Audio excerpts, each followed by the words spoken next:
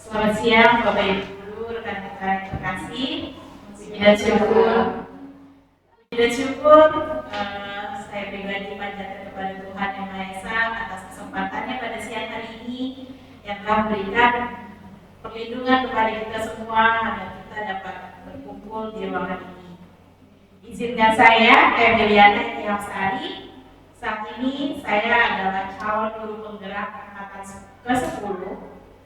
Pada siang hari ini saya mengajak Bapak Ibu untuk bersama-sama kita berdiskusi terkait materi dari modul 1.4 terkait budaya positif yang bisa kita sama-sama terapkan di lingkungan SDS Regina Pacis Jakarta.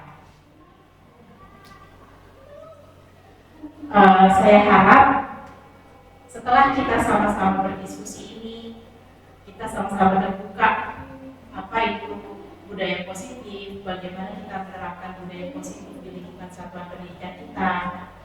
Dan saya juga berharap rekan-rekan semua juga terinspirasi untuk menjadi guru penggerak setelah saya.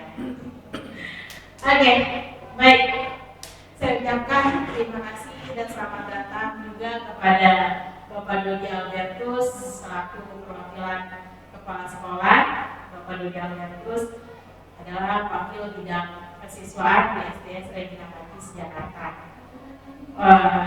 Pada kesempatan ini saya meminta Bapak Dodi untuk menyampaikan kesan dan pesannya kepada saya khususnya sebagai calon guru penggerak dan kepada kita semua sebagai pemimpin pembelajaran untuk terus menerapkan budaya positif di lingkungan satuan pendidikan kita. Pada Bapak Dodi, saya persilakan.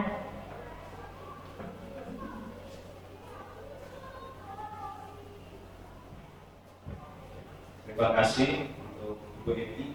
Bapak Ibu yang terkasih, saya mewakili kepala sekolah sungguh bersyukur kepada Tuhan karena salah seorang rekan kami yaitu Ibu Emiliana Tiapsari sudah terpilih menjadi calon guru penggerak. Dan hari ini kita semua akan bersama-sama mendengarkan pemaparan dari Ibu Eti tentang aksi nyata modul 1.4 yaitu diseminasi budaya positif khususnya untuk keluarga besar SD Regina Pacis Jakarta. Saya merasa bahwa budaya positif itu memang perlu dilaksanakan terutama dalam lingkungan sekolah. Karena dengan pemikiran seperti ini, kalau guru-gurunya bisa berpikir positif, maka murid-muridnya pun pasti akan lebih baik. Kalau guru dan murid bekerja sama, maka pada akhirnya lulusan siswa-siswi yang sudah lulus dari sini pasti akan bisa menyebarkannya pada orang-orang di sekitar. Jadi terima kasih sekali untuk Bu Eti karena sudah memilih topik yang begitu baik. Semoga dengan pemaparan ini kita semua semakin dicerahkan, kita semua semakin bisa berkembang menjadi pribadi-pribadi yang lebih baik lagi, terutama dalam hal berpikir positif. Saya mengucapkan terima kasih dan Bu Eti tetap semangat sehingga pada akhirnya menjadi guru penggerak yang terbaik untuk anak-anak tersebut. Terima kasih. Terima kasih Pak Dodi untuk penguatannya kepada saya. Saya sangat tersanjung dan bersyukur berada di tengah-tengah keluarga besar SDS Regina Pacis yang mendukung saya, memotivasi saya dalam saya menjalankan program guru penggerak ini.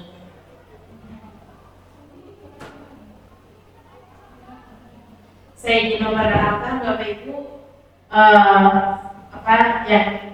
ini pasti sudah kita tahu bersama Bapak Ibu. Saya mengucapkan terima kasih kepada Ibu Magdalena FJ SPD karena beliau juga memimpin dengan kesabarannya, memberikan saya kesempatan untuk saya mengikuti setiap langkah demi langkah program yang ada di pendidikan guru penggerak ini. Lalu saya juga berterima kasih kepada Ibu Nurul Fitria, dia adalah fasilitator dari kelas 19 dan Ibu Hikmah selaku pengajar praktik di kelas 19A. Jadi di kelas 19 itu terbagi dua, ada 19A dan kelas 19B. Dan saya adalah calon guru penggerak dari kelas 19A yang dimentori langsung oleh Ibu Hikmah dan fasilitatornya adalah Ibu Nurul. Oke. Materi pada hari ini adalah mengangkat tentang materi budaya positif. Nah, kalau boleh saya tahu dan saya bertanya dari Bapak Ibu guru, apa yang Bapak Ibu pahami tentang budaya positif? Boleh salah satu memberikan pendapatnya. Silakan, mungkin Ibu Siska. Silakan Ibu Siska, mohon dibantu. Budaya positif dari kata positif berarti sesuatu hal yang baik, yang positif dan yang pasti sangat baik kalau dilakukan. Apalagi guru memberi contoh yang positif pada murid dan pasti murid juga pasti akan memberikan sikap yang positif juga. Dan budaya positif itu sekarang memang harus dijalankan karena sesuai dengan kurikulum pendidikan remaja perubahan. Budaya positif memang perlu karena kita harus bisa memperbaiki sikap anak yang dari yang tidak baik menjadi baik, dari yang negatif menjadi positif.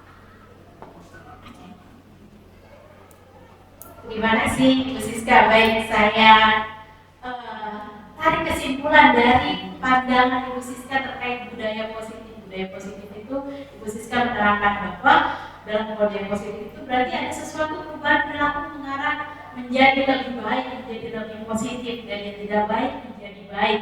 Betul sekali, kita sepakat ya Bapak Ibu, karena sesuai juga dengan nilai-nilai kebajikan yang ada di sekolah kita, yaitu CIPS. Nah, itu semua termasuk budaya positif yang sudah kita terapkan di sekolah kita. Nah, saya rasa lihat Bapak Ibu ngantuk nih. Nah, boleh saya minta yel-yel dulu, yel-yel sekolah kita. Oke? Ready teman? Oke. Kalau saya mengantuk saya katakan teman-teman siap. Oke. Sekali lagi, teman-teman siap. Ready teman please? Cerdas, sanggup, beriman, membawa damai. Nilai atau budaya positif yang selalu kita hidupi dan kita terapkan di sekolah kita apa? Tadi cerdas, tangguh, beriman, membawa damai. Sekali lagi boleh? Ready teman please? Cerdas, sanggup, beriman, membawa damai. Baik, terima kasih. Nah, pada kesempatan siang hari ini, saya akan memaparkan terkait materi budaya positif yang terdiri dari disiplin positif dan nilai kebajikan universal, motivasi, hukuman, penghargaan, dan restitusi, keyakinan kelas, kebutuhan dasar manusia, dan dunia berkualitas, 5 posisi kontrol guru, dan 3 restitusi. Jika melihat dari kalimat-kalimat ini, apakah sebelumnya ada yang pernah mengenalnya? Ada yang pernah mengenal segitiga restitusi, atau keyakinan kelas, atau dunia berkualitas, kebutuhan dasar manusia? Adakah Bapak Ibu? Keyakinan kelas. Keyakinan kelas. Oke, saya minta pandangan Bu Lili. Apa itu keyakinan kelas Bu Lili? Keyakinan kelas itu kesepakatan yang dibuat siswa bersama guru untuk kebaikan bersama, untuk kebaikan siswa. Keyakinan kelas adalah kesepakatan. Begitu, kesepakatan yang dibuat bersama oleh guru dan siswa untuk ditaati bersama. Oke, terima kasih Bu Lili. Baik, jadi izinkan saya pada siang hari ini Bapak Ibu untuk menerangkan atau memaparkan materi ini. Nah, materi ini disiplin positif ini diawali dengan perubahan paradigma. Nah, sebagai gambaran, apa itu perubahan paradigma? Saya mau mengajak Bapak Ibu untuk beraktivitas sejenak. Kegiatannya seperti ini, permainan kepala tangan. Saya membutuhkan dua bantuan atau 2 orang. Yang pertama berlaku sebagai A dan yang B. Nah, si A ini kurang lebihnya mempunyai sesuatu yang sangat berharga dalam hidupnya. Mungkin rahasia atau sesuatu yang tidak boleh diketahui oleh orang lain. Namun, ada temannya, tokoh B, mencoba sekuat tenaga dengan berbagai cara untuk meminta si A, temannya tersebut, untuk memberitahukan apa dia simpan dan dia jaga. Nah, saya meminta bantuan, coba kita melakukan kegiatan ini bersama. Mungkin saya minta bantuan kepada Ibu Trias dan Ibu Siska untuk maju ke depan untuk mempraktekkan sebagai tokoh A dan tokoh B. Nah, saya berikan ceritanya. Ibu Trias mau jadi tokoh A atau B? Oh, Bu Siska yang merebut. Cocok katanya. Merebut ilmu maksudnya ya Bu ya. Merebut pengetahuan itu baik karena kita harus seperti ini. Nah, diseminasi, silakan ambil hal-hal baik yang telah saya paparkan kepada Bapak Ibu. Nah, silakan cerita kertasnya, pulpennya boleh menjepit ya. Tuliskan satu buah rahasia penting. Kalau perlu dikasih sandi, dikasih apa, boleh juga.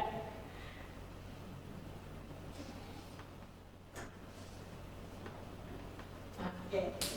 Lalu kemudian Ibu Trias mengepalkan, jaga baik-baik kertas itu. Nah, Bu Siska lihat ya, tatapannya sudah sangat ingin tahu ya teman-teman ya. Apa itu ya? Nah, silahkan Ibu Siska, bagaimana caranya supaya tahu apa yang isi dari genggaman Ibu Trias ini. Silahkan, terserah mau diintervensi, mau diancam, mau dibujuk, mau dirayu, mau disayang-sayang, terserah. Oke, kita mulai ya, waktunya udah lebih 1-2 menit. Silahkan.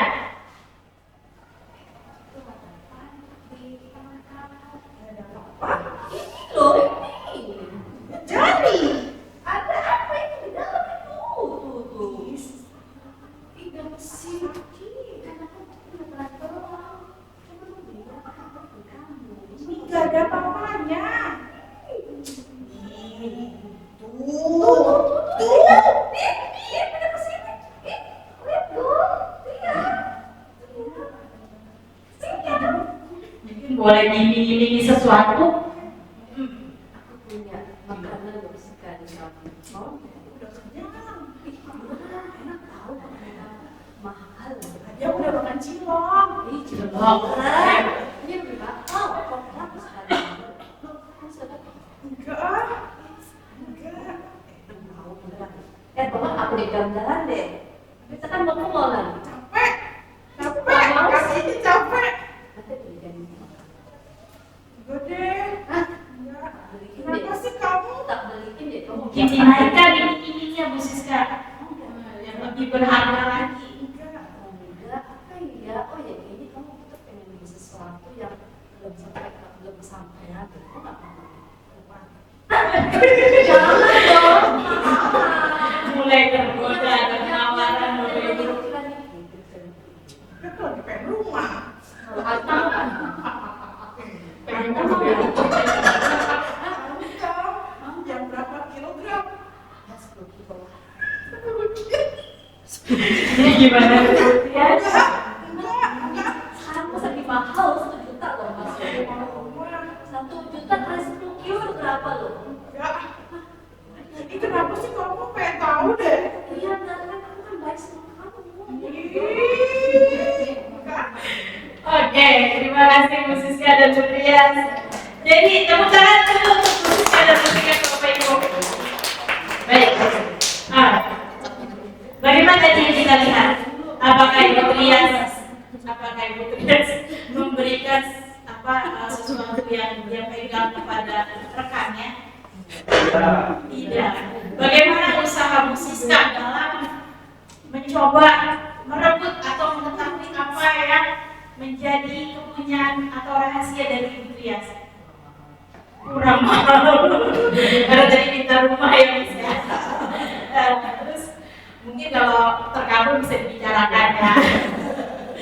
Nah, tapi tadi setelah proses dibujuk, dirayu, diberikan intervensi, kemudian memang Bu Trias sempat berpikir, aku poin ini, tapi aku pengen rumah. Nah, tapi akhirnya dia kembali kepada prinsip dia tetap menjaga apa yang dia punya, dia tetap menjaga apa yang menjadi kepunyaan dia untuk tidak diketahui oleh orang lain. Nah, jadi saya simpulkan, kegiatan ini adalah mengajak kita untuk merubah paradigma dalam berpikir kita. Nah, jadi nilai kebajikan yang bisa kita ambil dari permainan ini tadi atau kegiatan ini tadi adalah aktivitas ini mengilustrasikan bagaimana kekuatan dan kontrol dapat menjadi faktor penting antar individu. Artinya tadi, kalau seandainya Ibu Trias tidak bisa mengontrol dirinya dan memberikan sesuatu yang menjadi kepunyaannya dia kepada Siska, nah ini pasti akan berpengaruh antara hubungan individunya. Nah, bisa jadi Ibu Siska menilai kepada Ibu Trias orang yang kurang mempunyai prinsip, dan itu nanti akan bisa jadi melabelkan diri Ibu Trias seperti itu. Nah, selain itu, pemegang benda berharga memiliki kontrol atas keputusan untuk memberikan atau menahan benda tersebut. Sementara orang yang meminta harus bergantung pada persuasi atau kekuatan untuk mendapatkannya. Melalui proses ini, kedua belah pihak dapat belajar. Nah, ini yang kita pelajari. Nilai yang mau diambil dari kegiatan ini adalah belajar tentang pentingnya empati dan memahami sudut pandang satu sama lain. Ya, kalau memang dia mempertahankan prinsipnya apa yang menjadi kepunyaannya, atau memang dia mau berpedoman pada keyakinan dirinya, kita harus hargai itu. Seperti kita dalam pendidik, yaitu kita menuntun murid. Nah, kita harus meyakini, kita harus percaya bahwa murid itu mempunyai potensi yang dapat kita kembangkan, dan kita sebagai pendidik atau pemimpin pembelajaran untuk menuntun serta didik kita. Itu Bapak Ibu. Nah, saya juga mau banyak aktivitas lagi. Ada 3 pertanyaan normatif, jawabannya simpel Bapak Ibu. Setuju atau tidak setuju? Tapi pasti nanti saya akan minta bertanya kenapa. Gitu. Pertanyaan pertama, hukuman dapat mendisiplinkan anak. Siapa yang mau berpendapat? Setuju atau tidak setuju? Mungkin Miss Mia nih. Sebetulnya sudah mau saya melihat aura dari Miss Mia itu sangat positif sekali.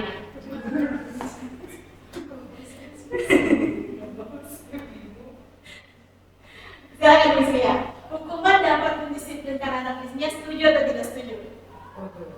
Jadi tidak ada benar salah, hanya setuju dan tidak setuju. Setelah menjalani ya, masih jadi titik gitu, kadang gimana ya, mau dibilang setuju juga tergantung targetnya dia, anak peserta ini dia paham atau tidak arti dari hukuman tersebut gitu.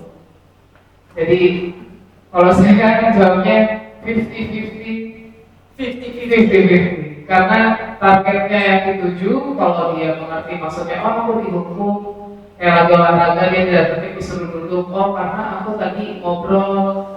Terus kalau ada anak yang sudah dihukum disuruh duduk tapi dia tetap kasih sendiri. Jadi kalau menurut pandangan saya sejauh ini 50-50.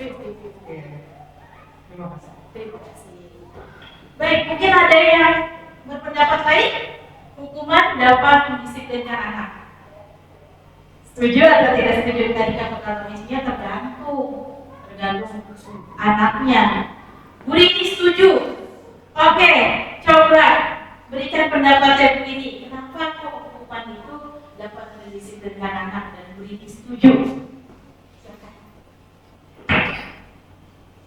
Saya setuju, karena apa ya, tergantung hukumannya. Hukuman itu bisa positif negatif. Kalau misalnya contohnya kami di kelas 4 itu, kalau misalnya terlambat itu kami membuat kesepakatan dulu buat ini pagi. Jadi kesepakatan kelas itu dibuat di awal pelajaran. Itu kalau terlambat di depan kelas 30 menit. Jadi ketika dia sudah menjalani hukuman sekali, biasanya anak nggak mau terlambat lagi. Jadi positif sih ini. Yang penting sudah membuat kesepakatan terlebih dahulu. Oke. Baik, terima kasih. Tadi Bu Rini mengatakan setuju karena sudah ada di peraturan kelasnya yang sudah disepakati terlebih dahulu. Nah, nanti kita lihat apakah kesepakatan kelas itu termasuk hukuman. Nah, kita akan mempelajari lebih dalam. Terima kasih untuk jawabannya Miss Nia dan Ibu Rini. Boleh tepuk tangan Bapak Ibu. Nah, oke. Pertanyaan kedua, pemberian hukuman dengan hal positif seperti membaca atau membersihkan halaman sekolah dapat meningkatkan kedisiplinan anak. Setuju atau tidak setuju? Mungkin saya minta pendapatnya kepada Ibu Yani. Silakan. Pemberian hukuman dengan hal positif seperti membaca atau membersihkan halaman sekolah dapat meningkatkan disiplin anak. Iya, selagi kita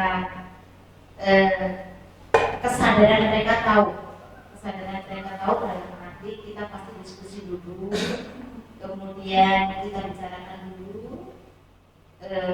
Ketika pembicaraan itu mereka menyadari bahwa hukuman yang akan kita berikan adalah seperti itu.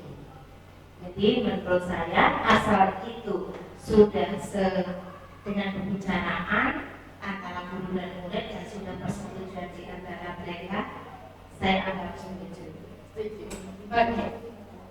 Terima kasih Bu Yani. Berarti kesimpulannya adalah pemberian hukuman dalam hal positif seperti membaca atau membersihkan halaman sekolah dapat meningkatkan disiplin anak itu adalah setuju bahwa pemberian hukuman itu boleh. Yang penting kegiatan itu positif, membaca atau membersihkan halaman sekolah seperti itu. Jadi nanti kita akan kupas tuntas apakah pemberian hukuman saat ini efektif atau tidak. Terakhir, memberi penghargaan. Tadi yang poin pertama, poin kedua tentang hukuman. Sekarang kita memberi penghargaan. Kan kadang kita suka iming-imingin murid kita ya, mungkin di kelas. Nanti Miss Eti kasih pensil bagi yang bisa menjawab pertanyaan Miss. Nah, bagaimana kali ini? Memberi penghargaan dapat meningkatkan motivasi belajar. Silakan, mungkin saya dibantu oleh Ibu Ros. Silakan Bu Ros, bagaimana pendapatnya terkait poin ketiga ini? Memberi penghargaan dapat meningkatkan motivasi belajar anak. Ya, saya setuju karena anak-anak itu misalnya kalau di kelas saya diberi latihan, satu latihan misalnya tercepat ada 5 anak, ya mereka akan mendapatkan poin-poin plus gitu. Jadi mereka, oh ya, aku harus selesai tapi dengan syarat benar. Kalau misalnya mereka itu dalam waktu berapa menit, terus 5 orang itu 100 nilainya betul semua dan mendapatkan poin plus, nah itu mereka sangat senang dan memotivasi mereka belajar bahwa aku mengerjakan latihan dari gurunya harus teliti dan disiplin juga. Jadi mereka ada motivasi untuk belajar, untuk mengerjakan soal tepat waktu dan Terima kasih Bu Ros. Berarti saya garis bawahi bahwa pemberian penghargaan dapat meningkatkan motivasi karena membuat anak menjadi lebih semangat begitu ya. Oke, kita lanjut dulu. Nanti kita dapat menarik kesimpulan pertanyaan-pertanyaan ini. Nah, kesimpulannya yang dapat saya ambil dari pendapat Bapak Ibu, jika merujuk pada teori budaya positif, disiplin positif, bahwa pemberian hukuman itu sebenarnya kurang sesuai dengan penerapan budaya positif di sekolah. Karena apa? Karena dapat memiliki dampak negatif yang signifikan seperti pertumbuhan emosi yang terhambat. Ini seperti ini Bapak Ibu. Pemberian hukuman membuat anak merasa emosionalnya menjadi tidak stabil. Padahal tumbuh kembang anak itu dipengaruhi oleh kestabilan emosionalnya dia juga. Yang kedua, rasa diri yang terluka. Nah, mau hukumannya itu ringan atau tidak, itu akan menimbulkan rasa diri yang terluka pada diri anak. Kesempatan pembelajaran yang hilang karena dia merasa dia sudah mengalami luka, jadinya dia merasa pembelajaran di kelas atau yang kita lakukan itu tidak lagi menyenangkan untuk dia, tidak lagi menarik minat dia, seperti itu. Kemudian budaya sekolah yang tidak ramah, maka dia akan beranggapan bahwa sekolah ini menjadi tempat yang tidak nyaman untuk dia, sekolah menjadi tempat yang tidak lagi ramah untuk dia, lalu menghalangi kolaborasi dan keterlibatan. Dalam artian seperti ini, kalau kita menghukum murid, maka murid akan kemungkinan akan menilai kita sebagai sosok yang negatif. Nah, penilaian itu akan menghalangi kolaborasi kita atau hubungan kita antara guru dan murid. Dengan demikian, pemberian hukuman yang kurang sesuai dengan penerapan budaya positif di sekolah dapat berdampak buruk pada kesejahteraan siswa dan menciptakan lingkungan yang tidak kondusif untuk pertumbuhan pembelajaran yang optimal. Sebagai gantinya, nah, pendekatan yang membangun, mendidik, dan memperbaiki perilaku akan lebih efektif dalam menciptakan lingkungan sekolah yang positif dan mendukung bagi semua siswa. Jadi untuk menghindari hukuman tersebut, maka kita menghidupkan budaya positif di lingkungan satuan pendidikan kita. Itu Bapak Ibu intinya. Next. Nah, budaya positif. Budaya positif itu berada pada keseluruhan suasana, nilai-nilai, norma, dan praktik-praktik yang mendukung pertumbuhan, kesejahteraan, dan keberhasilan individu serta komunitas. Dalam budaya positif terdapat aspek-aspek yang mempromosikan emosional, kepercayaan, keterlibatan, kolaborasi, dan inovasi. Jadi ini pengertian budaya positif secara keseluruhan. Jadi dia merujuk pada suasana nilai-nilai norma praktik baik yang diterapkan di satuan pendidikan atau di sekolah. Konsep utama budaya positif ada 6 poin Bapak Ibu. Yang pertama adalah disiplin positif dan nilai-nilai kebajikan universal. Poin yang kedua, motivasi, hukuman, penghargaan, dan restitusi. Yang ketiga, keyakinan kelas. Yang keempat, kebutuhan dasar manusia dan dunia berkualitas. Yang kelima, 5 posisi kontrol guru. Nah, nanti kita akan bahas juga mengupas di mana posisi kontrol kita sebagai seorang guru. Dan segitiga restitusi. Nah, dalam disiplin positif ada beberapa miskonsepsi yang sudah terjadi. Dr. William Blazer dalam kontrol teori yang berkembang menjadi choice teori meluruskan beberapa miskonsepsi tentang makna kontrol. Yang pertama, miskonsepsi yang pertama adalah guru dapat mengontrol murid. Nah, kita sering beranggapan bahwa kita meminta sesuatu kepada siswa, kita bisa mengontrol murid menuruti apa yang menjadi keinginan kita. Nah, padahal sesungguhnya kita itu tidak bisa mengontrol murid. Seperti tadi permainan tadi, bisakah Bu Siska mengontrol Ibu Trias? Tidak bisa. Bu Trias mempunyai pendirian dan keyakinan sendiri. Begitu juga dengan murid kita. Murid kita mempunyai pendirian, keyakinan yang mereka yakini. Kalau Ki Hajar Dewantara mengatakan itu adalah kodrat alam pada diri anak tersebut. Yang kedua, miskonsepsi lainnya adalah semua penguatan positif, efektif, dan bermanfaat. Tadi seperti penghargaan. Penghargaan bisa meningkatkan motivasi murid. Padahal sesungguhnya tidak, Bapak Ibu. Karena memang sesungguhnya perubahan atau paradigma yang positif itu adalah perubahan yang terjadi secara intrinsik, motivasi dari dia sendiri. Memang pada saat itu untuk jangka pendek penghargaan akan berdampak baik, namun secara jangka panjang seseorang itu nanti akan melakukan sesuatu yang ingin diminta atau diinstruksikan karena ada iming-iming hadiahnya, seperti itu. Lalu miskonsepsi berikutnya adalah kritik dan membuat orang merasa bersalah dapat penguatan karakter. kan kita sering ya kritikan ini semoga bersifat membangun seperti itu. Nah ternyata kritik itu bisa mengkerdilkan diri seseorang. Lalu bagaimana kita untuk mengatasi itu? Kita tidak memberikan kritik, tapi kita memberikan penguatan kepada siswa itu sendiri. Nah, miskonsepsi berikutnya adalah orang dewasa memiliki hak untuk memaksa. Kadang kita sebagai pendidik atau guru menganggap bahwa murid-murid kita bisa atau harus mengikuti apa yang menjadi keinginan kita, mengikuti aturan kita. Kalau terlambat harus belajar di luar kelas. Kalau ribut di kelas harus keluar kelas seperti itu.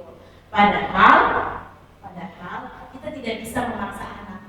Nah, oleh karena itu pentingnya kita membuat keyakinan kelas di kelas kita untuk menghindari bahwa kita memaksa anak seperti itu. Jadi ini miskonsepsi yang harus kita luruskan bersama. Jadi untuk itu pentingnya disiplin positif untuk menghindari miskonsepsi ini. Disiplin positif itu merupakan salah satu cara menerapkan disiplin tanpa kekerasan dan ancaman. Jadi kita bisa disiplin, tapi tanpa kekerasan dan ancaman. Nah, dalam menerapkan disiplin positif, murid diajak untuk memahami konsekuensi dari perilaku mereka itu sendiri. Disiplin positif juga mengajarkan murid tanggung jawab serta rasa hormat dalam berinteraksi dengan lingkungannya. Jadi, disiplin positif merupakan salah satu cara penerapan disiplin yang bertujuan untuk menumbuhkan kesadaran, memberdayakan murid untuk melakukan sesuatu tanpa penghargaan. Nah, ini Bapak Ibu, ternyata disiplin itu tuh tanpa penghargaan, ancaman ataupun hukuman. Jadi bagaimana kita menumbuhkan perilaku murid kita untuk disiplin tanpa adanya penghargaan, tanpa adanya ancaman, atau tanpa adanya hukuman. Itulah makna disiplin positif sesungguhnya. Karena disiplin positif itu berasal dari intrinsik diri kita. Bagaimana kita membangun itu semua? Tentunya dengan menghidupi nilai budaya positif. Nah, selanjutnya disiplin positif dan nilai kebajikan universal. Jadi, menurut Ki Hajar Dewantara, kedisiplinan itu adalah di mana ada kemerdekaan, di situ harus ada disiplin yang kuat. Saya mengutip kalimat Bapak Pendidikan kita terkait disiplin positif, beliau mengatakan demikian.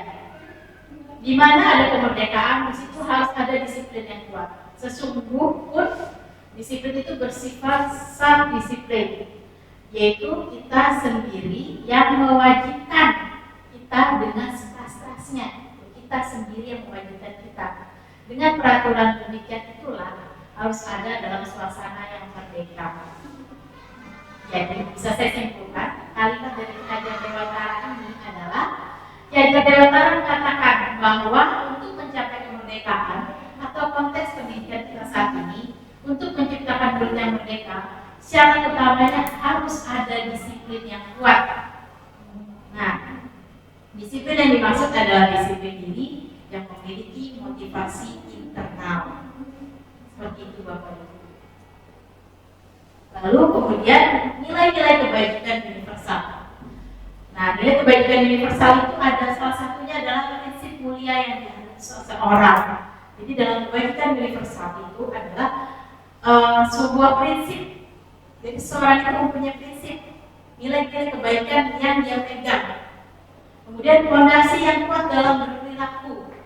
Nah, ini juga berperilaku dalam hal kedisiplinan. Apa nilai-nilai budaya positif yang diterapkan di sekolah kita tadi? Misalnya, menjadi pembawa damai. Nah, kita harus mempunyai fondasi yang kuat untuk mencerminkan perilaku sebagai seorang pembawa damai. Salah satunya dengan menerapkan 3S, senyum, sabar, sopan, santun, seperti itu. Kita juga menjadi pembawa damai dengan mengikuti kegiatan-kegiatan kerohanian seperti yang ditanamkan oleh nilai-nilai kebaikan di sekolah kita. Yang ketiga, nilai kebajikan universal itu adalah bersifat universal lintas bahasa, suku, agama maupun latar belakang. Jadi dengan nilai kebajikan universal ini, kita sebagai pendidik tujuan kita adalah menciptakan anak-anak yang memiliki disiplin diri sehingga mereka dapat berperilaku yang mengacu pada nilai-nilai kebajikan universal dan memiliki motivasi intrinsik. Nilai tersebut dihidupi sesuai profil pelajar Pancasila. Yang salah satunya Bapak Ibu boleh dibantu untuk membaca. Yang pertama apa? Beriman bahwa Tuhan yang Maha Esa dan Maha Mulia. Yang kedua, mandiri. Ketiga, keempat, yang kelima, bergotong royong, dan yang keenam, beraktivitas. Jadi ini adalah nilai atau arah tujuan kita untuk menerapkan nilai-nilai kebajikan universal, disiplin positif dalam satuan pendidikan kita. Kita ingin menciptakan peserta didik dengan memiliki 6 karakter sesuai profil pelajar Pancasila. Lalu kita masuk ke materi berikutnya Bapak Ibu. Tadi saya di awal sudah membahas menjawab pertanyaan tematik terkait hukuman dan penghargaan. Nah, kita masuk pada materi ini. Teori motivasi, hukuman, penghargaan, dan restitusi. 3 motivasi perilaku manusia. Jadi sebenarnya seseorang itu mempunyai 3 motivasi dalam hidupnya. Nah, yang mempengaruhi perilakunya tersebut. Yang pertama, menghindari ketidaknyamanan atau hukuman. Jadi ini adalah tipe orang yang seperti mungkin ya udahlah ikut-ikutan aja seperti itu. Jadi untuk menghindari ketidaknyamanan atau hukuman. Jadi dia akan patuh pada aturan, patuh pada perintah. Untuk apa? Hanya sekedar untuk menghindari hukuman. Nah, tapi dijadikan motivasi untuk dia disiplin juga. Artinya, supaya dia tidak dihukum, maka dia harus mematuhi apa yang menjadi peraturan. Motivasi berikutnya, mendapat imbalan atau penghargaan dari orang lain. Nah, jadi motivasi perilaku manusia selanjutnya adalah mendapat imbalan. Dia mau melakukan sesuatu itu karena ada iming-imingnya, ada rewardnya yang diberikan atau ada gift untuk diri dia seperti itu. Nah, jadi ini baru dia mau bergerak melakukan sesuatu karena ada imbalan atau iming-imingnya. Yang ketiga, nah, menjadi orang yang mereka inginkan dan menghargai diri sendiri dengan nilai kepercayaan mereka. Jadi sesungguhnya dari 3 motivasi ini, motivasi ketiga yang benar-benar harus kita hidupi Bapak Ibu. Jadi setiap individu itu harus memiliki, bisa menghargai dirinya sendiri, membangun motivasi dalam hidupnya, dalam dirinya sendiri, dan menghidupi nilai-nilai yang mereka percayai. Artinya dengan kesadaran itu, dia melakukan itu, bukan hanya sekedar untuk menghindari hukuman atau mendapat imbalan. Nah, sekarang saya masuk pada hukuman dan konsekuensi. Kalau tadi, kan tadi saya bilang nanti kita bahas dulu ini. Apakah tadi itu termasuk hukuman atau konsekuensi? Nah, hukuman kita juga melihat hukuman itu dilakukan secara sepihak, artinya dibuat oleh guru tanpa ada kesepakatan bersama siswa. Yang kedua, tiba-tiba dan tidak diharapkan. Misalnya, anak yang tidak memakai topi saat berbicara, ya sudah, kamu berdiri hormat bendera. Padahal itu tidak ada di peraturan sekolah. Bagi siswa yang tidak memakai topi saat berbicara, wajib berdiri hormat bendera. Jadi tiba-tiba spontan aja kita mau menyuruh anak itu untuk hormat bendera. Yang ketiga, murid akan tersakiti. Ya, tentunya pasti Bapak Ibu yang hormat bendera 1 jam panas, dia pasti akan tersakiti baik fisiknya maupun batinnya. Dia pasti akan merasa malu dan juga dia akan merasa lelah. Yang keempat, mode paksaan. Tentunya pasti kita akan menyuruhnya dengan intonasi nada yang tinggi, betul. Jadi pasti yang jadi murid, si murid akan mematuhi ya, karena terpaksa. Yang keempat, hukuman itu biasa dengan nada marah atau lalu merasa bersalah, rendah diri akibatnya si yang dihukum adalah merasa bersalah, dia menjadi rendah diri dan mengasingkan diri. Ini adalah hukuman Bapak Ibu. Nah, kemudian apa perbedaannya dengan konsekuensi?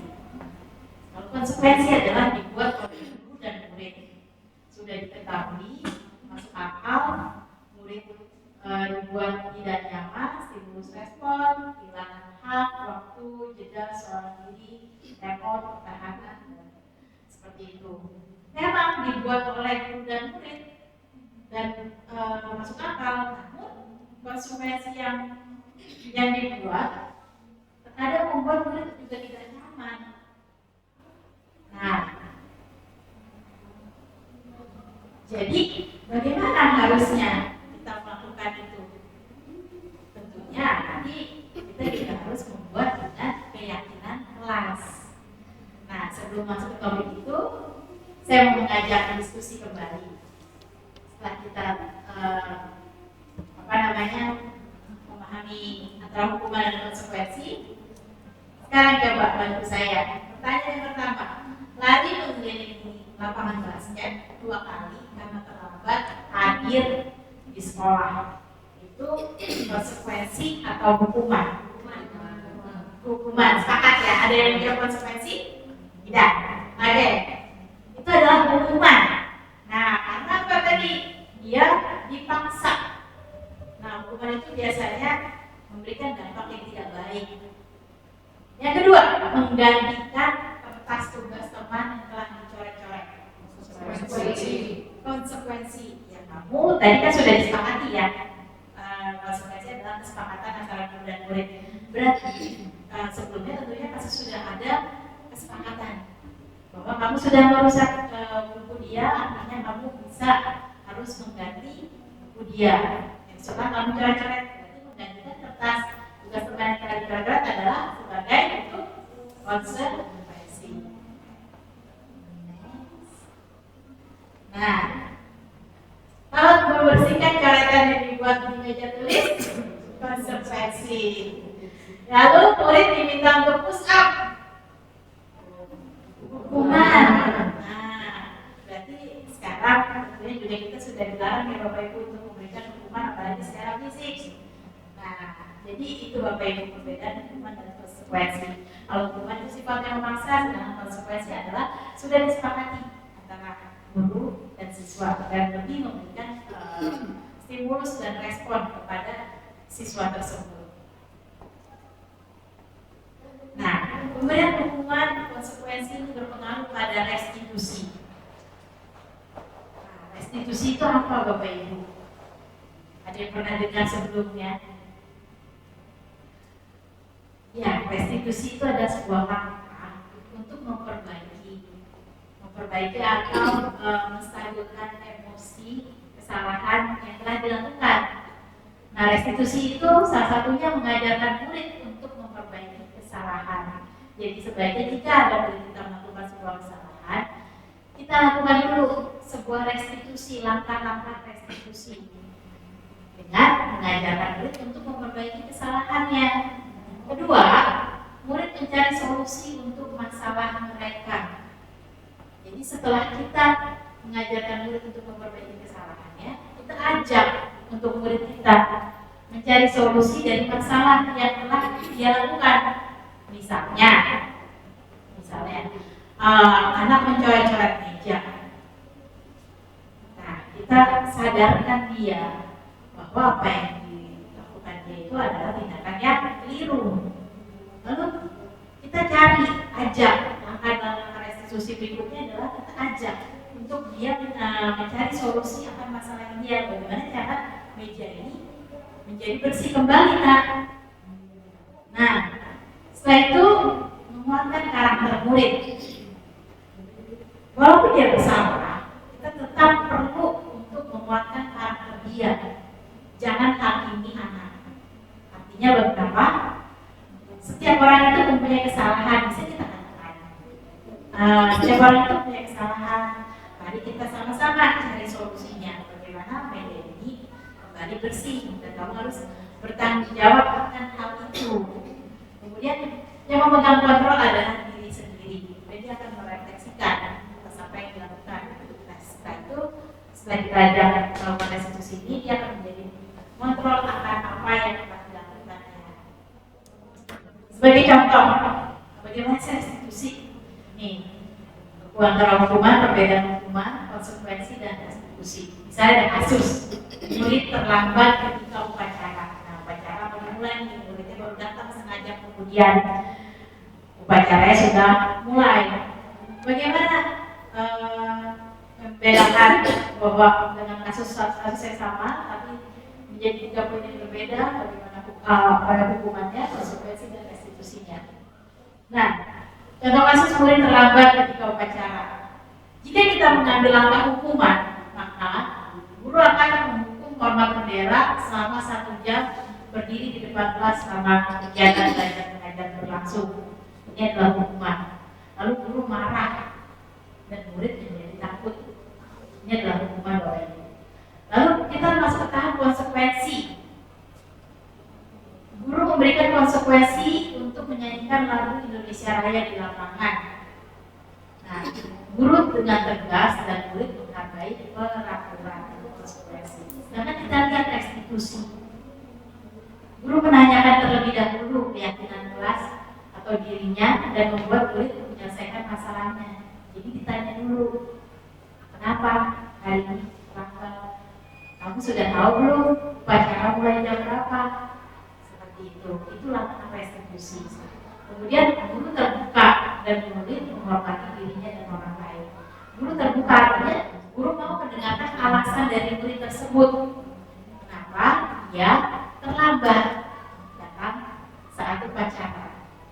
Nah, jika melihat ketiga ini, sebaiknya langkah mana yang kita bisa ambil jika menghadapi murid yang melakukan kesalahan Bapak Ibu. Sebagai contoh ini, murid terlambat ketika upacara. Kira-kira yang terbaik itu yang mana?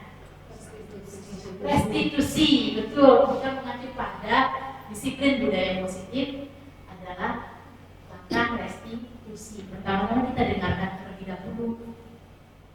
Ya, kita dengarkan terlebih dahulu. Kenapa? Itu terlambat. Nah, kita gali, kita buat keyakinan bersama, lalu saling terbuka, sehingga saling terbuka tersebut guru dan siswa merasa nyaman dan mencari solusinya bersama. Nah, sekarang untuk selingan kita bermain tebak gambar Bapak Ibu. Jika 3 topi 30, kemudian 1 tangga, tambah topi, tambah tangga jadi 22, lalu tangga tambah topeng soal 12, berapa soal 4? Waktunya 5 detik, 1. Siapa yang berusaha menjawab? Berapa Fitrias? Ya, hasilnya terakhir 2 topi, ada 1 topeng. Berapa? 29. Salah-salah itu 2 ya? Yang mana? Ya, topinya 2, tanggalnya 2. 35. Kurang tepat. Kurang tepat, nggak apa-apa. 38. Oh iya Pak. Supaya Dikali. berapa bisnya? Berapa? 72. Yakin kita kunci jawabannya? Ya, 72. 72. 10 kali 6, 60. Coba kali ya, ternyata guru olahraga itu hitungannya nggak cuma sampai 8 ya Bapak Ibu. Tadi bisa sampai 72 ya bisa. Kan bisa 1, 2, 3, 4, 5, 6, 7, 8. Kali 1. Tapi ini guru olahraga kita luar biasa. Bisa begitu sampai 72. Betul. Berarti karena topinya 2, ini topinya 2 kan topi tadi berarti ini kan lagunya dari sini ya 10 ya. Dikali 3, topinya 3 Bapak Ibu. Dan tangganya masing-masing 6. Karena ada 2, dia 12, hasilnya obat ngantuk supaya tidak ngantuk. Selanjutnya kita masuk materi berikutnya, dihukum oleh penghargaan. Kok dihukum sama penghargaan sih? Bukannya seorang yang mendapat penghargaan itu pasti orang yang berprestasi, biasanya seperti itu ya. Nah, tapi nyatanya Bapak Ibu, bahwa penghargaan itu berlaku sama dengan hukuman.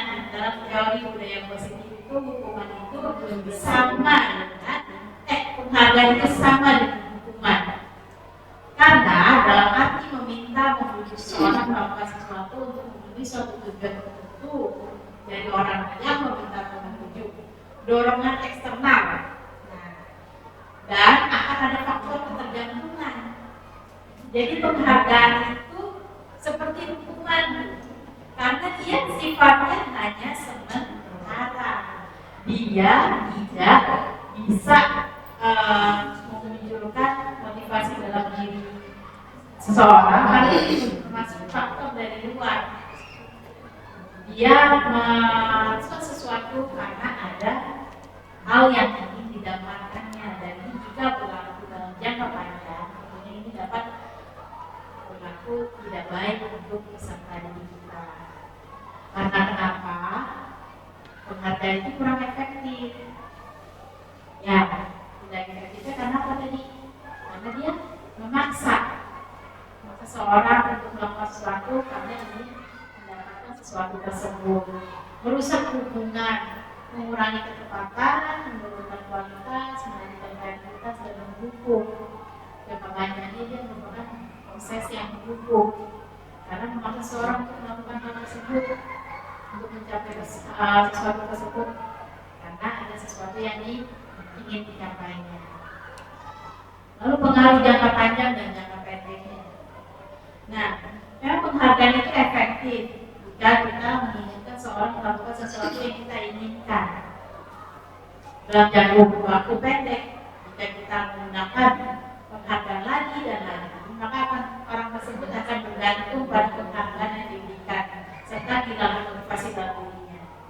Misalnya, seperti kita menemui murid kita yang terlambat terus setiap harinya. Besok kalau tidak terlambat bisa dikasih es krim ya.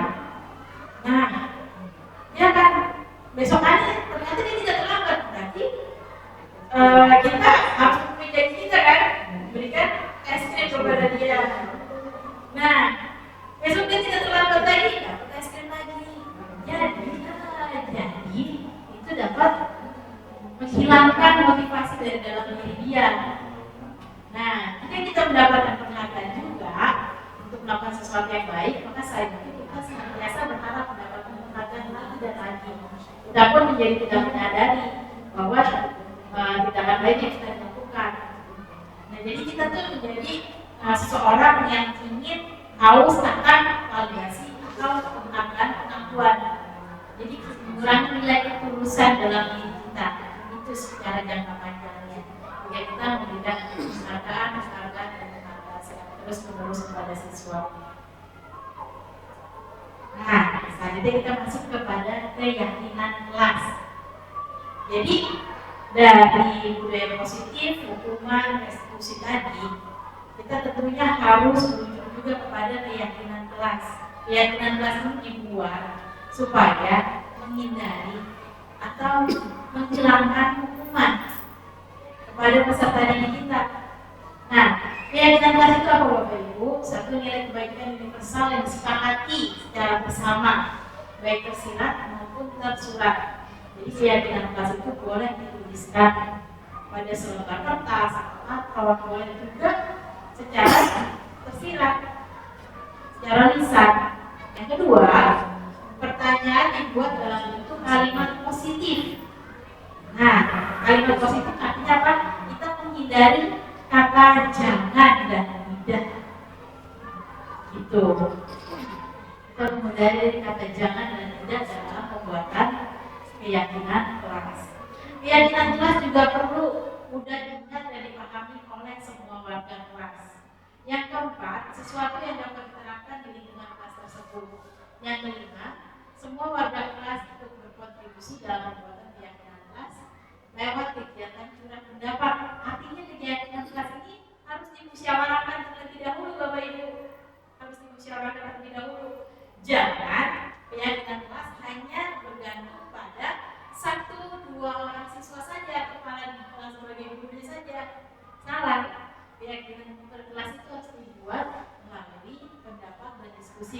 bersama. Yang keenam, bersedia meninjau kembali keyakinan kelas dari waktu ke waktu. Nanti kita evaluasi keyakinan kelas yang kita buat itu masih relevan atau tidak. Seperti itu. Kemudian prosedur pembentukan keyakinan kelas. Sudah ya. Nah, kenapa kita harus seperti itu Bapak Ibu? Karena kita mau bermuara kepada memenuhi kebutuhan dasar manusia serta diri kita untuk mewujudkan dunia yang berkualitas. Apa yang biasa kita sebut dengan saat ini adalah profil pelajar Pancasila, Merdeka Belajar. Nah, apa saja sih kebutuhan dasar manusia? Ada 5 Bapak Ibu dalam lingkaran ini. Bertahan hidup, penguasaan, kasih sayang, kebebasan diterima, kebebasan, kesenangan. Nah, jika kita lihat secara lebih detail, kebutuhan dasar untuk bertahan hidup meliputi fisiologis, biologis, dan psikologis. Nah, seperti kebutuhan makanan, pakaian, seperti itu. Kemudian, rasa kasih sayang dan diterima hubungan antara koneksi dan sosial. Yang ketiga, penguasaan, pengakuan atas kemampuan. Keempat, kebebasan, meliputi kemandirian, otonomi, dan pilihan. Jadi dia bebas memilih. Peserta didik kita pun juga bebas memilih untuk memilih apa yang dia suka untuk dia lakukan atau tidak. Yang keenam adalah kesenangan, menikmati hal-hal yang menyenangkan. Jadi jika kita melalui disiplin budaya positif, kita bisa memenuhi kebutuhan dasar manusia ini kepada peserta didik kita. Tentunya pasti dia akan merindukan sekolah, merindukan gurunya terus dan terus untuk datang.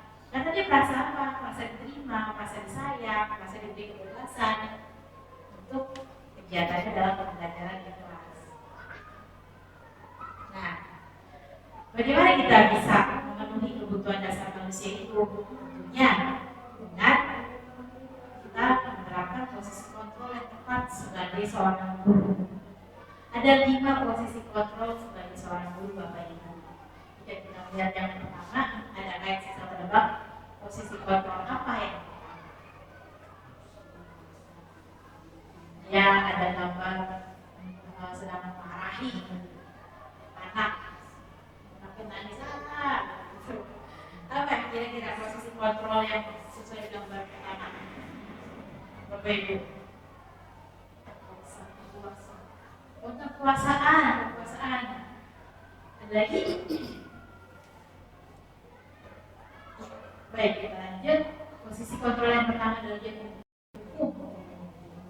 Nah, posisi kontrol guru adalah pertama adalah hukum. Yang kedua, pemantau. Nah, lihat dia hanya melihat peserta didiknya atau muridnya.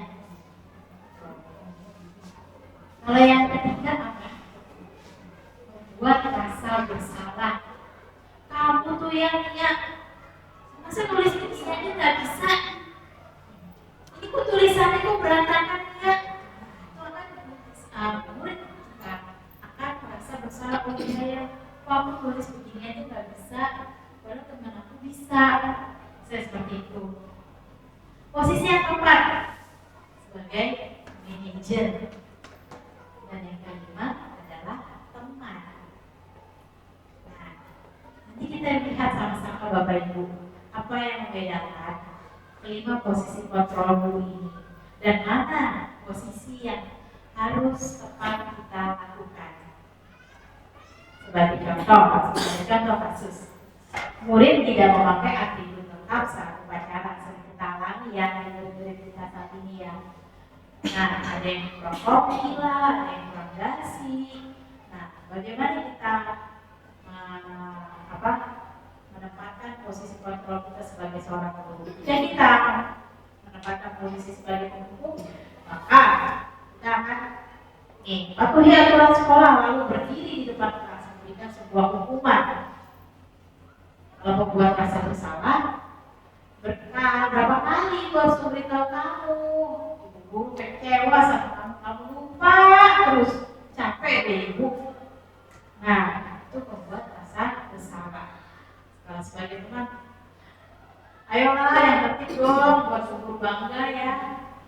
Misalkan ini sebagai seorang teman. Nah, kali ini tidak apa-apa kamu kata-kata tertib, tapi lain kali jangan ya. Nah, pemantau. Kamu sudah melanggar apa aturan dan konsekuensinya. Jangan sebagai manajer, apakah kamu tahu kesalahanmu? Kira-kira bagaimana kamu akan memperbaikinya? Kira-kira dari 5 posisi kontrol guru ini, mana yang paling tepat untuk kita terapkan dan kita lakukan, Bapak Ibu? Yang mana? Manajer, betul. Karena kita adalah pemimpin pembelajaran di kelas, Bapak Ibu. Jadi apakah sudah siap menjadi manajer? Bukan manajer untuk menggantikan manajer kita ya. Artinya manajer sebagai kita pemimpin pembelajaran di kelas. Kita harus bisa mengontrol emosi kita harus bisa mengontrol peserta didik kita. Jangan langsung menjatuhi hukuman. Jangan langsung menjatuhi hukuman, apalagi membuat merasa bersalah. Jadi kita harus konfirmasi terlebih dahulu kepada peserta didik kita. Nah, sebagai refleksi saat ini, di mana posisi kontrol saya sebagai seorang guru? Saya meminta salah satu pendapatnya secara terbuka dan jujur. Di mana kita menempatkan diri kita sebagai posisi kontrol seorang guru saat ini dan ditempatkan posisi kontrol guru yang sudah kita pelajari bersama. Mungkin di sini boleh minta tolong. Nah, di sini, di mana posisi kontrol di sini yang oke, kembali ya. Tadi kan ada beberapa.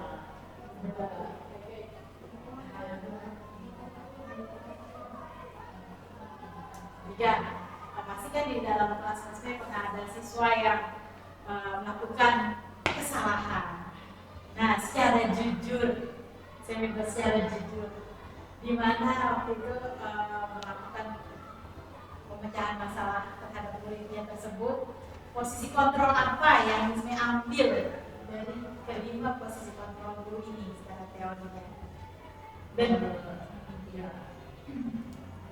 jadi tidak permanen seperti teman, terkadang kan posisi kontrol seperti teman, dia masalah yang diperbuat si peserta kita. Kadang juga bisa sebagai pemantau, ya tanpa disadari,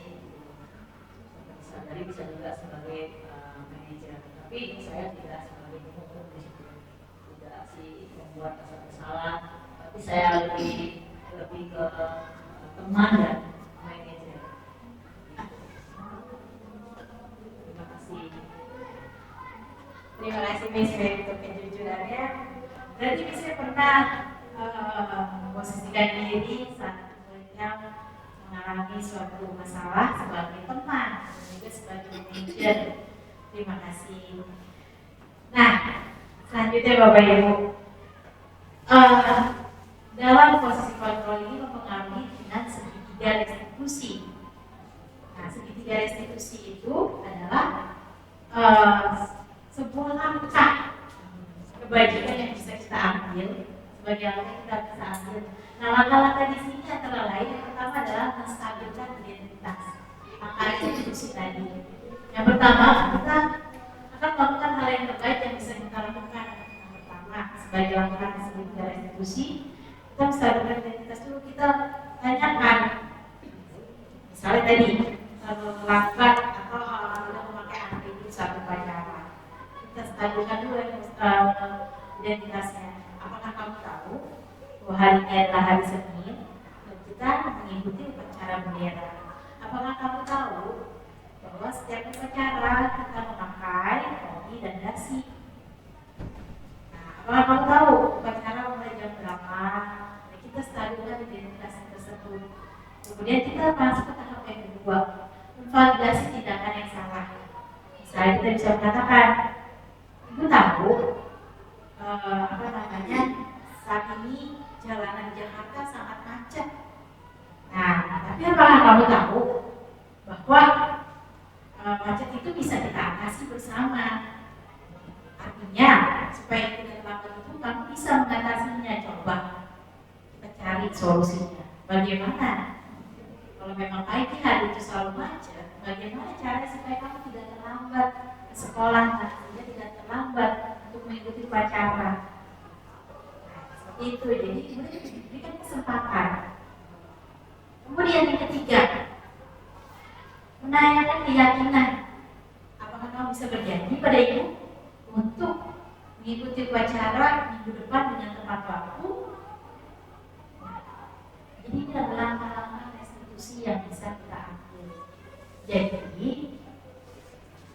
secara kesimpulan, disiplin positif bukan hanya tentang mendukung perilaku yang tidak diinginkan, tapi juga tentang membimbing individu untuk menjadi pribadi yang lebih baik, tangguh dan berempati.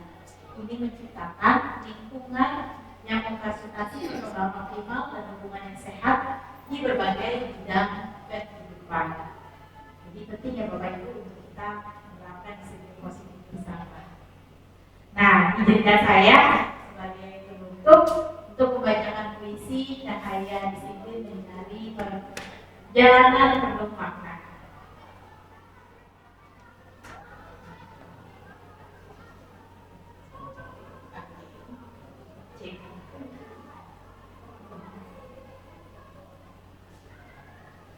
Di podium tinggi sang guru berdiri, bagai cahaya menerangi hati. Dengan lembut suara guru bergema, mengajak kita pada perjalanan penuh makna. Kawan-kawan yang terkasih, dengarkanlah, kisah disiplin bukanlah hukuman belaka. Di dalam aturan bersembunyi cinta dan peduli, membentuk diri menjadi manusia sejati.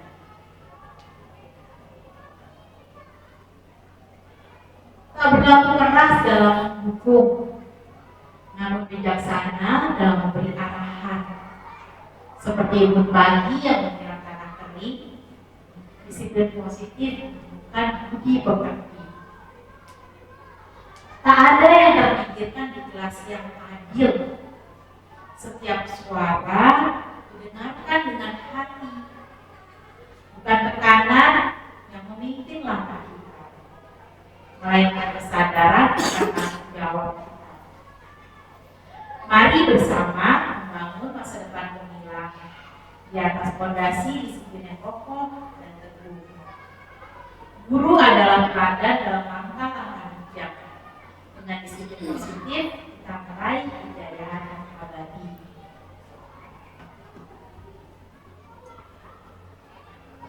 Sekian dari saya. Terima kasih untuk kebersamaan kita pada siang hari ini. Mohon maaf jika ada kata atau tutur kata saya yang kurang berkenan di hati Bapak Ibu. Sebagai penutup, saya mengingatkan disiplin bukanlah pembatas, melainkan membuka pintu menuju kebebasan sejati. Dengan konsisten kita mengukir jalan melalui impian kita. Artinya disiplin dapat membawa kita pada impian kita agar tercapai dan terwujud. Sekian dari saya, Mulia Dasari. Terima kasih, Tuhan memberkati. Mungkin sedikit saran atau masukan dari Bapak Dodi selaku perwakilan kepala sekolah setelah mendengarkan pemaparan materi dari saya. Silakan Pak Dodi.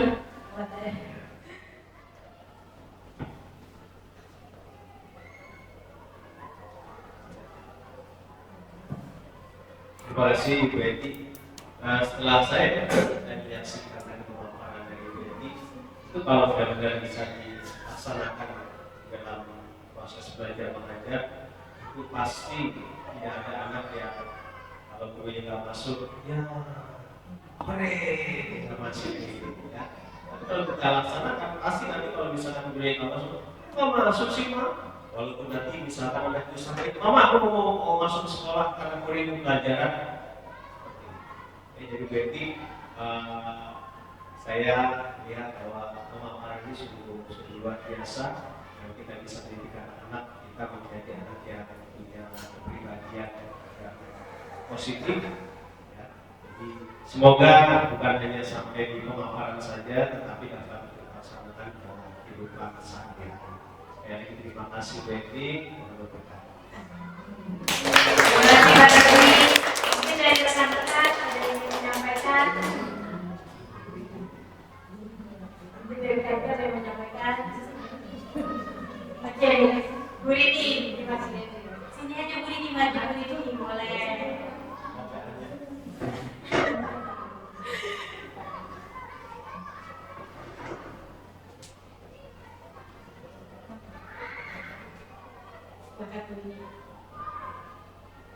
Terima kasih Bu Eti. Saya pribadi sebagai teman sejawat, teman saya ini sangat penting dan khususnya bagi satuan pendidikan di sekolah kami, sekolah kita bersama di SDN Universitas Jakarta. Penjelasan mengenai budaya positif dipaparkan dengan sangat baik dan ini menjadi pemahaman baru buat kami semua supaya dapat menerapkan ternyata yang ini yang sebaiknya kami lakukan, yang sebaiknya kita lakukan. Berarti tetap semangat, sukses, terus berkati. Ya, terima kasih Bu Rini, Bapak Ibu. Terima kasih banyak, saya sangat tersanjung, terharu Bapak Ibu mau bersama-sama kita siang hari ini untuk sama-sama diskusi dan belajar ya Bapak Ibu. Jadi kita siap ya Bapak Ibu untuk menerapkan disiplin budaya positif di sekolah kita. Siap? Siap. Oke, sekali lagi lihat kita Kis. Cerdas, selalu beriman, membawa dan kurang mantap sekali lagi. Selain kita Kis. Cerdas, selalu beriman, membawa damai. Kalau boleh saya iklan sedikit, guru penggerak ya, bergerak dan menggerakkan. Oke, Bapak Ibu, karena siapa tahu nanti Bapak Ibu juga menjadi guru penggerak, ya kan? Nah, guru penggerak, tergerak, bergerak, dan menggerakkan. Jadi siap ya Bapak Ibu, siap untuk bergerak dan kita bergerak bersama dan menggerakkan untuk memiliki nilai budaya positif. Siap? Siap. Oke, terima kasih. Tuhan memberkati. Amin.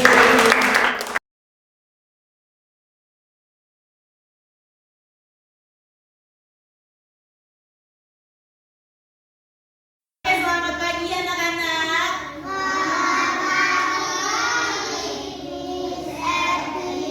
Belum semangat. Selamat pagi anak-anak.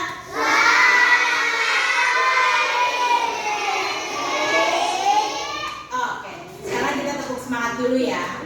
Nah, kalau misalnya bilang tepuk semangat,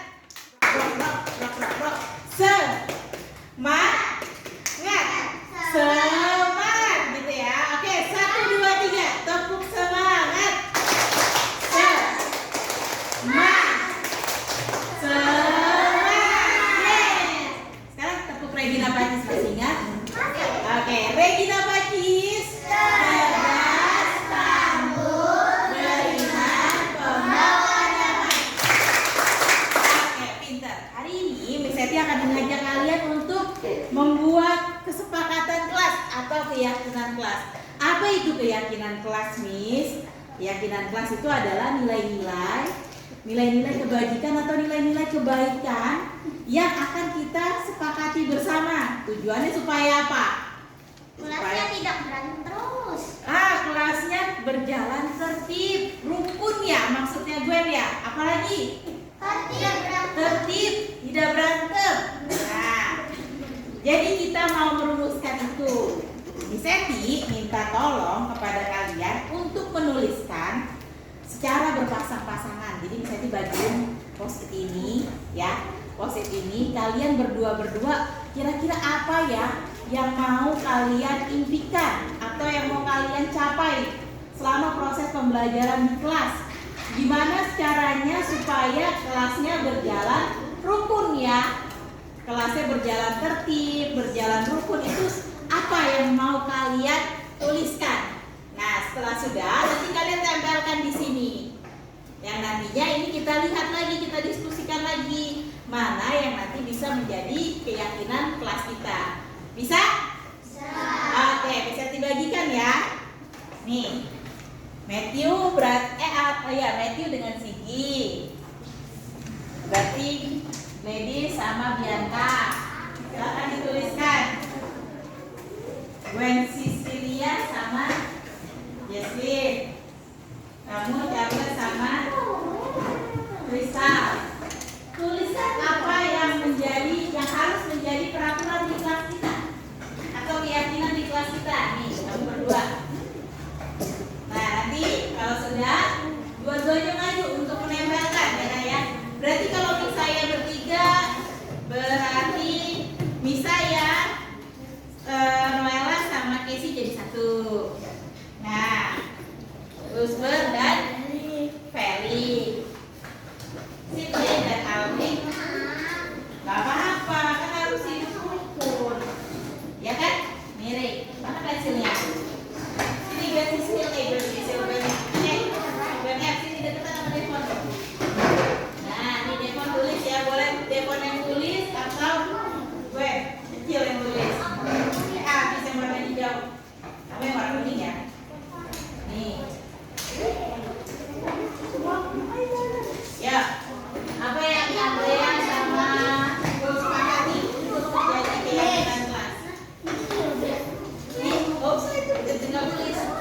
Ya nggak apa-apa. Dan dituliskan. Ya, waktunya 2 menit dari sekarang. Apa yang menjadi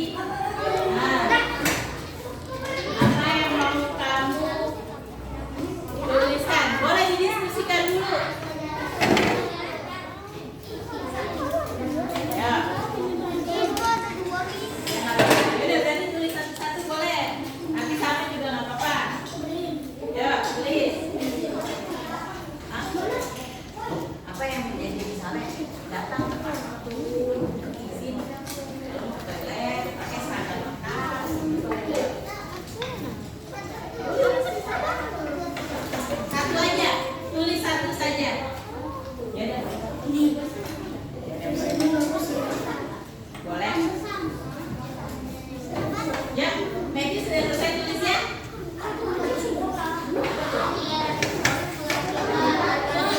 Oke, yuk Maggie sudah selesai. Boleh ditempel sini yuk. Maju yuk. Ini.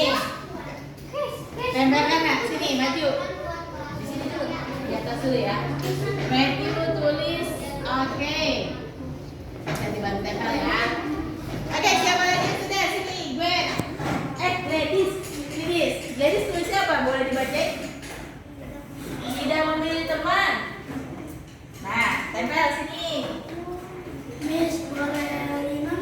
Satu saja nak. Yesus apa? Masuk tepat waktu. Oke. Mana jangan tulis? Oke.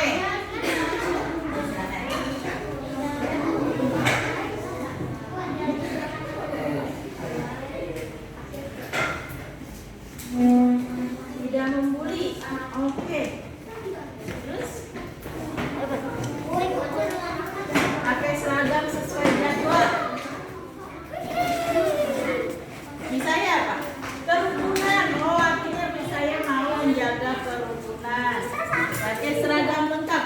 Oh, berarti sama nih sama ini. Nah, temannya tadi. Baby. Udah.